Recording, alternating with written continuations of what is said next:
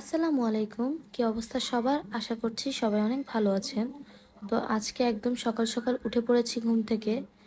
আজকে সকালে একটু রেডি হতে হবে। আজকে আমাদের কোচিং থেকে একটা ছোট্ট পিকনিকের আয়োজন করা হয়েছে।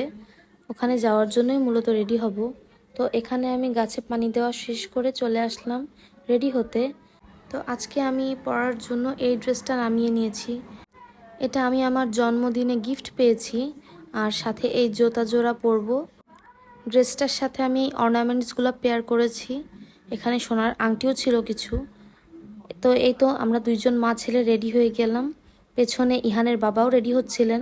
তো ইহানের তো আজকে খুব মুড অফ, তাকে সকাল সকাল ঘুম থেকে তোলা হয়েছে। তো রেডি হয়ে আমরা সবাই মিলে চলে এলাম আমাদের কোচিংয়ের সামনে।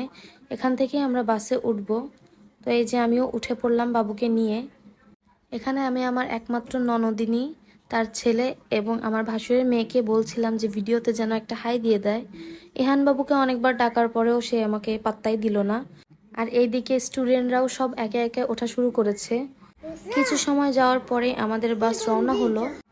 মাশাআল্লাহ, ইরহান বাবু আজকে অনেক খুশি ছিল। সে তো সবার সাথে খুব নাচানাচি করেছে, খুব এনজয় করেছে। তো এসব দেখতে দেখতেই আমরা চলে আসলাম আমাদের পিকনিক স্পটে। এটা ছিল যশোর ঝিনাইদার ড্রিম ভ্যালি পার্ক। বাস থেকে নেমে আমরা একে একে সবাই ভিতরে ঢুকে যাচ্ছিলাম।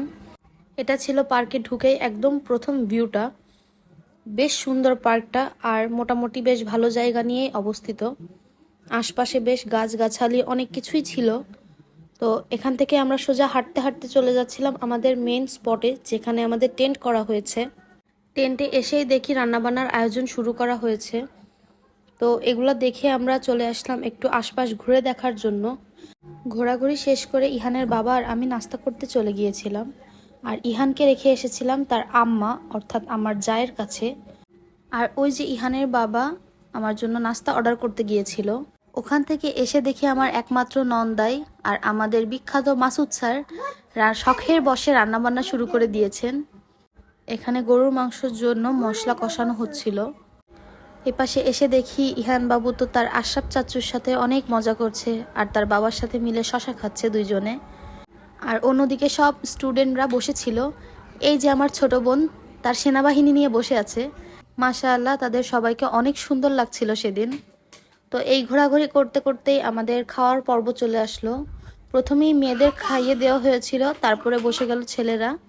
খাওয়া দাওয়া শেষ করে বিকালের দিকে আমি, ইহানের বাবা আর ইহান এসেছিলাম আশপাশটা ঘুরে দেখার জন্য।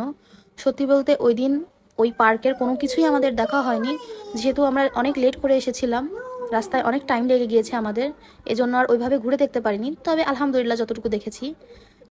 ঘোরাঘুরি শেষ করে টেন্টে ফেরত এসে দেখি যে ফটো সেশন চলছে। এখানে সব স্টুডেন্টরা তাদের টিচারদের নিয়ে ছবি তুলছিল।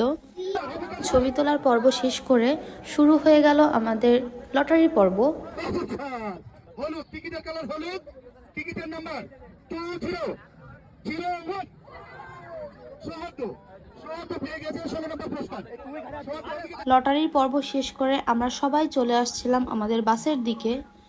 বাসে উঠেই তো শুরু হয়ে গেল ছেলেদের সব মজা মাস্তি। মূলত আমরা যে বাসে উঠেছিলাম ওইটাতে সব ছেলেরা এবং গার্জিয়ানরাই ছিল। পুরোটা সফরে আমরা ছেলেদের নাচ গান দেখেই আনন্দ পাচ্ছিলাম। তো এই ছিল আজকে আমার কাটানো দিনটি। ভিডিওটি ভালো লাগলে অবশ্যই একটা লাইক এবং শেয়ার দিয়ে পাশে থাকবেন। ধন্যবাদ।